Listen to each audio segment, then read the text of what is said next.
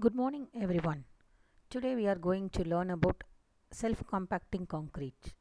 It is generally defined as concrete that can fill formwork and encapsulate reinforcing bars through the action of gravity only, while maintaining homogeneity. It achieves full compaction without any externally or internally applied vibration energy and deaerates by itself. Actually, self compacting concrete is a highly engineered concrete with much higher fluidity but without segregation, and it is suitable for placing in difficult conditions, congested reinforcements, and it eliminates vibration for the compaction of concrete without affecting its engineering properties. First, the SEC is developed in Japan, and first it is named as high performance concrete. In early 1990s, it is developed, and SEC that does not require vibration to achieve full compaction is introduced. It is also called as self consolidating concrete, self placing concrete, and self leveling concrete. Why we need SEC? Because SEC is characterized by its excellent flow properties combined with a high resistance to segregation.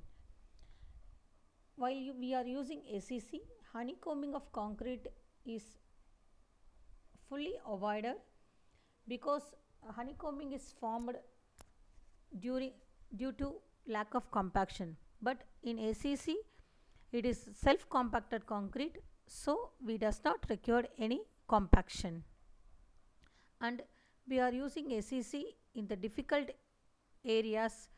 For example, while we are doing the underwater concreting, pier constructions, and then cast in situ foundations, and the structures with heavy congested reinforcements. The materials we are used for SEC is cement, aggregates, water, chemical admixtures, and mineral admixtures. We all know cement is used to control heat of hydration and thermal shrinkage. The cement in SEC needs to kept reasonably low and to supplemented by the pozzolanic materials. So only we are using some pozzolanic materials like fly ash, silica fume, like that. And in aggregates, the maximum size of aggregate is generally limited to 20 mm, and the size of 10 to 12 mm is desirable for the structures having congested reinforcement. Next one, mineral admixture. Just we have to glance some mineral admixtures, that is fly ash, silica fumes, and GGBS, because the mineral admixture is act as a filling material because it is very fine particles, so it occupies small pores and it accelerates the rate of hydration, and it is an silicate based materials that react with calcium hydroxide generated by hydrating cement to form additional cementitious material. Here we are using fly ash in appropriate quantity to improve the quality and durability of SEC. In GGBS, it has both cementitious and pozzolanic materials. It is added to improve the rheological properties of SEC, and silica fume also added to improve the mechanical properties of SEC. And then the percentage of materials in SEC are the properties of SEC. There are the three main properties of SEC in fresh concrete state. It is filling ability, passing ability, and segregation resistance. The filling ability, which is the sufficiently high fluidity and deformability to ensure adequate flow under self weight. And the passing ability is the ability to pass through and around reinforcing bars without any blocking. Because if there is any block, surely it may reduce the strength of the concrete. And the segregation resistance, no segregation during the flow and at rest after placing, because if it is segregated, uh, the distribution of aggregate particles remains homogeneous in both horizontal and vertical directions. If it's segregated, surely honeycombing will form. Next one, testing of SEC. We are doing the test under three categories. One is qualitative assessment, one is quantitative, and then quantitative fundamental assessments. Here we the types of test. Here we are doing 7 tests. That is slump test. It is used to check the filling ability. L-box test to check the passing ability. J-ring test to check the passing ability. And sieve ability test to resistance to segregate. And V-funnel test to check filling ability. And Oremit also for filling ability. And penetration test for resistance to segregation.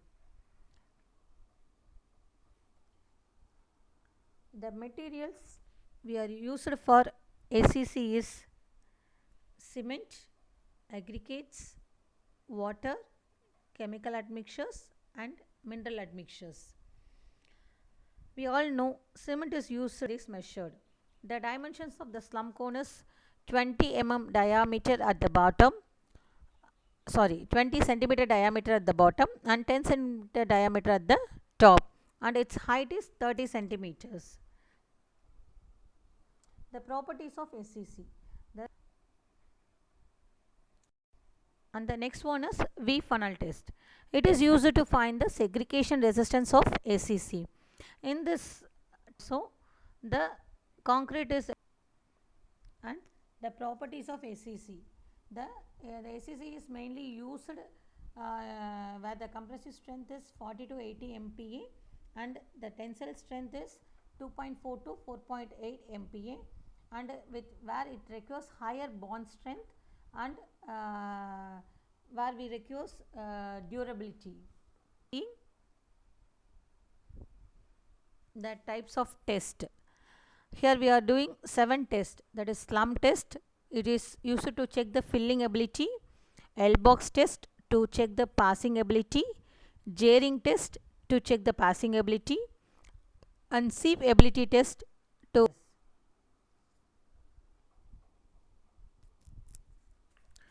Good morning everyone. Today we are going to learn about self-compacting concrete.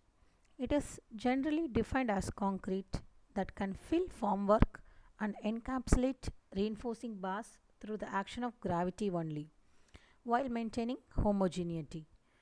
It achieves full compaction without. It is applied in many constructions, high-rise buildings, box culverts, retaining walls, concrete-filled steel columns, tunnels, dams, diaphragm walls. Recently, it is used in the India Bulls real estate company, which takes about 50-story high-rise building. A self-compacting concrete of 70 MPa was designed in this in-house laboratory, and it was produced in RMC plants under many trials. And then is all of them having the question that is it economical in using self-compacting concrete. It's seen that the cost of the materials of SEC is thank you all.